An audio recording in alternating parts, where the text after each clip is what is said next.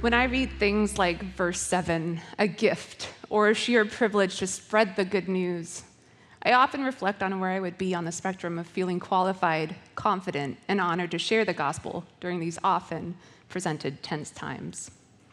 Especially during a time where it was so new, not mainstream at all, coupled with so many unknowns, persecutions, and so much more. But then, that reminds me that I have personally met people that are that brave, confident, wise, and willing to be a servant to God in all circumstances, asking for strength as they navigate the mere storms of existence.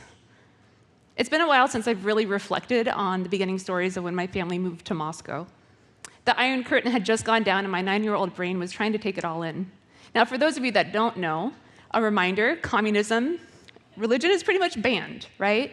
They based their beliefs on Marxism and Leninism, leading the country in an oppressive, atheistic mindset, forcing other beliefs underground till the end of 1991. And even then, it was really touch and go. So to summarize, freedom of worship at that time was a big no-go. I still remember there was this big campaign or evangelistic series coming to town. I was 9 or 10, and I remember sitting there like, ugh, so many people, and my parents would always give me weird tasks like, sit over there, guard the stack of Bibles. And I'm like, okay. So I'm just sitting in the corner with my stack of Bibles and like doodling and reading and doing whatever I can do to entertain myself for the hours that as a kid you get dragged to participate in. And I remember at the end of one of the meetings, I was sitting by my stack of Bibles and I felt someone's eyes on me. And I kind of turned and I was like, oh, the sweet old babushka was sitting there and she just was staring pensively at me. And I was like, what is going on? What did I do? What kind of trouble am I in? And soon she started inching closer and closer. And as she got close to me, I realized she wasn't really looking at me, but she was looking at the stack of Bibles beside me. And I was like, oh, this is weird. And finally, she got up the courage and in a quivering voice said, can I touch one of those? And I thought, yeah. I don't know what the rules are of guarding these Bibles, but I was like, sure, go for it. So I hand her the Bible, and her hands start shaking, and she began to hug it. And she had tears going down her face. And I remember thinking, like, okay, this lady. And soon she started opening the Bible, and she started flipping the pages, and I could see more and more tears, and she's just running her hands over each page and muttering as if she could read English. Soon she hands me the Bible back, graciously thanks me, and walks away. I kind of was thinking about it for a second, and then my little brain kicked back, and I was like, whatever, and I moved on. The next day, something else happened. I was sitting in the corner like furniture once more, and I was doing whatever, and I think I had my Precious Moments Bible in my hand, and I had it open, and it was like the cute little picture on one side, and all my doodles and stuff on the other side, and I was reading something. I'm pretty sure I had a task to memorize something for the evangelistic series. And soon I heard muttering behind me, and I slowly shifted around, and I saw this group of people scooching closer and closer to me. And soon they were just hovering over my little kid's Bible in awe that there were Bibles that had pictures and all these things in it. And soon that's when it kicked in, oh, this community has never had a Bible. I remember years of hearing from so many people about the way that they kept their beliefs in the Gospels alive. I was only 10, but I do remember being in absolute wonder as I saw the shreds of the Bibles that they had been carrying around for years. They hadn't seen a whole Bible in one place. You see, there were so few Bibles in print that people divided them up. So maybe this month I had a piece of Genesis and you had a piece of Matthew. And so I'd look forward to the day I'd get that piece of Matthew so I can learn a little bit more about that part of the story. Some people had a book of Psalm, some people had Exodus, and it just was this thing where they would trade it around to make sure that everyone would get a little piece of it, but no one had the whole book. And that's how they functioned for years. Believing deeply and having minimal resources and support, grasping to their faith. They would tell me stories about how they kept the Bible alive, and what they would do is, it was the craziest thing because they always were being quote unquote hunted. They would sit under their dining room tables with a box that had a typewriter in it. On the top of the box was a clear piece of glass.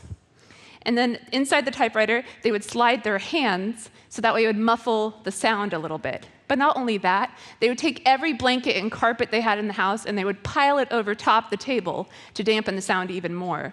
So you're just underneath the table in absolute darkness, maybe with a candle, with everything to dampen the sound, and you're there typing away. And what they would do is they actually would put onion paper, that really thin paper, and then they'd put carbon paper, and then more onion paper, then carbon paper, and they'd put like 5 to 10 pieces together, and they'd put it in the typewriter, and they would use 2 fingers and type as hard as they could, so that way it would bleed through multiple layers. And then what they would do is they would take those sacred pieces of paper and they'd share them with their friends. Some of them would be super dark and blotchy, and some of them would be really faint. But you know what they were? Hope. And they were so excited. They took pride in their pieces of scripture, and they soaked it up with such enthusiasm, heart, and passion. No matter how many pages of the Bible they had, they were all in. No matter what threats were at the door, they continued on. I have often stared at my bookcase that holds commentaries and a billion versions of the Bible, and I wonder if I've had the same insights or reverence as I did in my past. Or has gospel become so easy and simple? Is it a box I just need to fit in with the right questions and answers? Or is it complicated, creative, and continuously growing? I think about the Old Testament and how there were hints and clues pointing to the wonder of Christ and the concept of grace and a Savior, and how most people had this romantic idea of what that would look like. Most people viewed it as their own story of salvation that was exclusive to them and their people.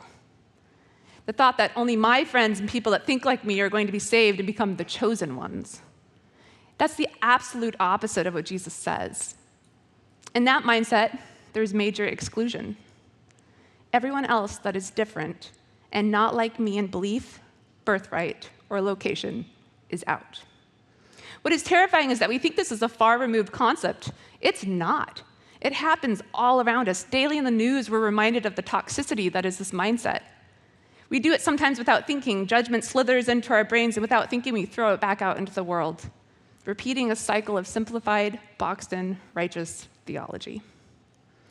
The interesting thing is that for thousands of years, we've circled the drain on this conversation. I'm always slightly taken aback by the mechanics of religion. Not only how it works, but how robotic we've sometimes made it.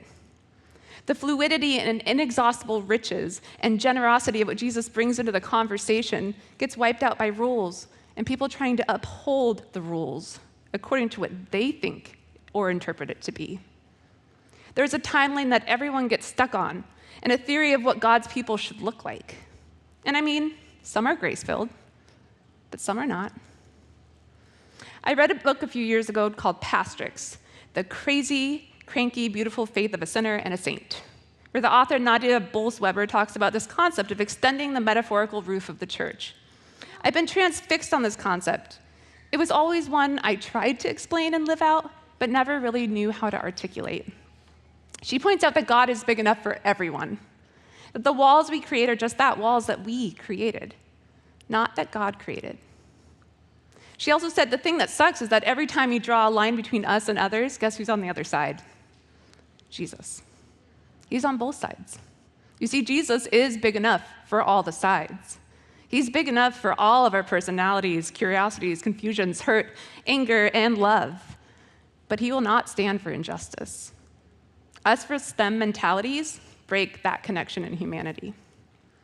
So why do we spend so much time arguing and analyzing without educating others or sharing with others how love and freedom is in Christ? I love this. Her concept is to change our thinking about what a church looks like and seeing what it would look like to flip from come fit inside this box, this cube of where we are, to hey, our God is big enough to cover you out there. It doesn't matter where we are. The roof is big enough. That roof has the power to reach its way into the confused, disheartened, lost, found, lonely, burnt out. Every single version of humanity it can cover, bringing in the glory of comfort, peace, and hope. What if our churches were places of healing that didn't have walls? Maybe not walls that bring separation, but rather than separation, they bring healing and comfort, shelter for a rough day.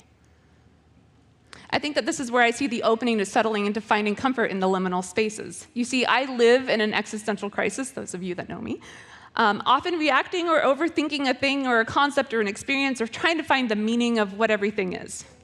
I love it, and sometimes it's really my downfall. But somehow, when I recently reflected on the liminal concept of Jesus, it's incredible. I love that liminal space still has opportunity for growth and for life. For those of you that don't know the word liminal, it was my favorite word during COVID. Liminal is from the Latin word limen, which means threshold. A liminal space is the time between what was and the next thing. It's a place of transition, a time of waiting and knowing the future. I think the power here is that Jesus stands in the space, the time of waiting, the time of transition, and the time of whatever may come. As Dr. Seuss puts it in Oh, the Places You'll Go, sometimes we're in the waiting place, and that's okay. But then there's a reminder that you don't have to stay there. He says, you're off to great places. Today is your day. Your mountain is waiting, so get on your way. You see, we may be stuck. We may get stuck in those liminal spaces. Sometimes we're actually trapped in it, and it's dark, and it feels heavy and overwhelming.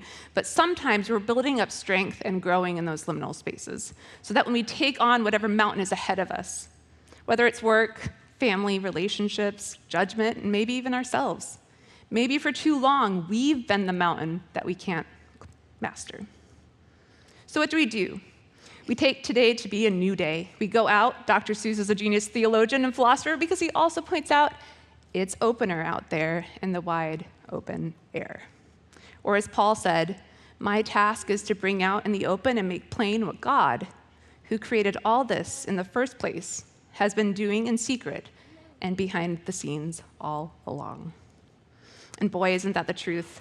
When we step outside of where we've been, we have the opportunity to discover more who we can be, because there's always more. There's so much to be in awe of, regardless, no matter which phase we're in, what the mountain is, what we're facing. We are challenged to awaken back up to the wonder of Christ. We wake up to living again after having been caught in the unknown or confinement of existence. We wake up to new versions of grace and unity, creating space that we all exist and all can grow in through the waiting. In some translations of verse 10, it says, his purpose was not that now through the church, the manifold wisdom of God should be made known. I paused on this. The word manifold in the original language means to be multicolored. It was used when describing the many colors of a painting or a tapestry in the ancient world. When speaking about God's wisdom, it's describing the many angles, hues, and dimensions of God's knowledge and application to all things. You guys hear that? It's multicolored. We're not one color, we're not one personality, or even one country. We're supposed to be diverse, curious, confused, happy, full of laughter, existential, and in love. We don't have to only have one emotion. We're called to be a collective conscious, not a collective statement or emotion. And if you don't believe me, I challenge you to read Psalms. I think the main line between all things curious about God is the question of whether there is love in it. How do we as a community of roof extenders create safety in struggles, love and anger, healing and unsettled existence, and so on? What would it look like to step out of that liminal space into the multidimensional existence of hope and an active, beautiful future? Yes, the world is heavy. No one here has been able to hide from some pretty dark times. But in my mind, politics and diseases and wars don't get to dictate my attitude anymore. And they don't get to dictate my response. Viktor Frankl, in his book Man's Search for Meaning, leans on the concept that we have a choice on how we respond to the stimulus. He was in the Holocaust, and in it, he wrote Wisdom and Reflections in a book saying, everything can be taken from a man, but one thing, the last of the human freedoms, to choose one's attitude in any given set of circumstances, to choose one's own way. He also said, those that have a why to live can bear with any how to live. What would it look like if more and more of us gave space to not always being reactive, but rather proactive and intentional with our words, actions, and even lifestyle? What if we became more than just physically present and became intentionally present?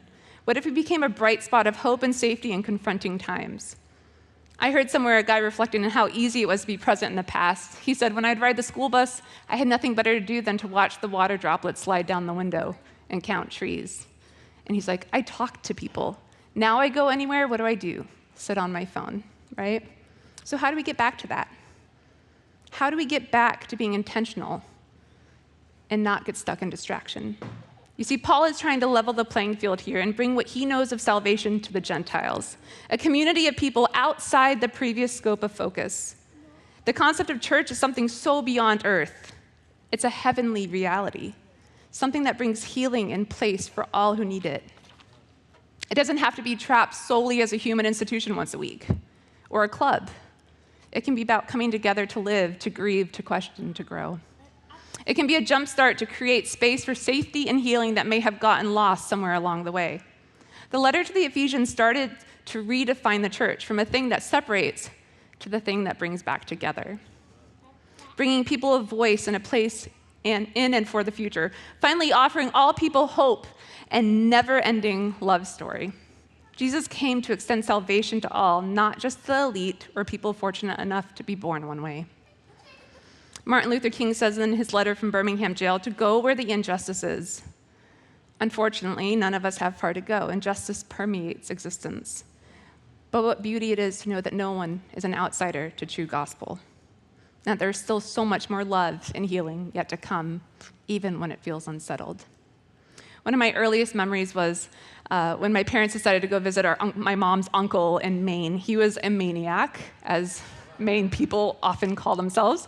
And I remember I was really excited because I didn't know what to expect. And I remember we got there, it was nighttime, and I know we were going in this cabin, and everything was kind of ominous and dark. I'd see shadows of like dead animals on the walls, because he was, a hunter and fisherman. And I was like, what is happening? And so I go up to the little bed that they had set up for me, and I was sitting there, and I was so excited, and my parents were like, no, you have to go to bed, you can't go running around the house yet. So I laid down, and I had this great anticipation of like, okay, the morning will come. I'll get to see it all. I'll get to be inspired and in awe. I can't wait till morning. I soon fall asleep. I make it through the night, and all of a sudden I wake up and I hear rumbling voices in the living room, and I'm like, the time has come. I jump out of bed, and I run down the stairs, and I remember crashing into the living room, and I looked around, and my mouth just dropped open. The room not only was filled with a lot of deer heads, but it was filled with rainbows. And I stood there in absolute awe, confusion, and not knowing how this magical land appeared. And my uncle, Fred, who sat at the table, looked up from his newspaper and said, yeah. Have you ever heard of a prism? And he began to describe to me what a prism is. And it was so crazy to hear it because he was describing it from layman terms. But really what he was saying is like, hey, there's this piece of glass that I hang in every single window because I like that it shoots rainbows around my house every morning. For those of you that don't know what a prism is, it's defined as a glass or other transparent object in a prism form, especially one that is triangular with refracting surfaces at an acute angle with each other, and that separates white light into a spectrum of color. Did you hear that? It's a clear object that takes regular, consisting light and pushes out rainbows. My mind was absolutely blown. And I remember walking out and just like, this is the most amazing place ever. And guess what he gave me when we left that trip? He gave me a prism. And you know what he said to me? Don't forget to hang it up and make sure it catches the light. It doesn't do any good in a box, covered up, or on the floor. To this day, I love prisms and disco balls. I have them hanging in my windows. For no other reason than I like that the light brings in the colors and movement. I have to remind myself that there's always mystery that shows up in the light. I don't have time all the time to pause and to breathe, but maybe if I sit back a little bit more and I look out and I see that rainbow of colors spinning around the room, I'm reminded that magical things can still happen. The light is there. It's all around us. How do we allow it to play out in our days? So as we step into 2024, I think of new possibilities. I think of who I was last year and the year before, and hope that I continue to push myself to live in more light. I have a choice. You have a choice to be something healthier each day. I have a choice to reflect light and love to everything I'm around. And trust me, life doesn't feel like sunshine and rainbows all the time. But if we take more time to find healthy light, be brighter, more colorful, easy to spot, and energizing, the conversations may change. We may be able to help the message of unity live differently. Ephesians truly leans into the opening up to grace to people that are open to it. With Paul's ADD rant that he just went on, he reminds us that we can be part of the conversation, and we are inspired and we're allowed to be different as long as we open up to the light. My hope is that our community rallies to live out creating space for unity with differences. We all have different stories and understandings of life, but we all share one thing in common. We are loved by a God that sets an example of forgiveness and grace. A God that in the midst of rules reminded us to live out love above politics, grace among hierarchy, and humanity above the righteous. Can that be messy? Scary? Yes. But when we trust in him, we're free to say whatever we need to say. We are free to go and be bold wherever we need to go. We are called to go and extend that roof, to be a voice of extending the roof so that we may all have a place of safety and shelter when it feels so dark. So let's not leave our prisms in a box or lay it on the floor. Let's hang it up. Let light do its thing, be effulgent, bring life and color into this world because you have brains in your head, you have feet in your shoes. You can steer yourself any direction that you choose.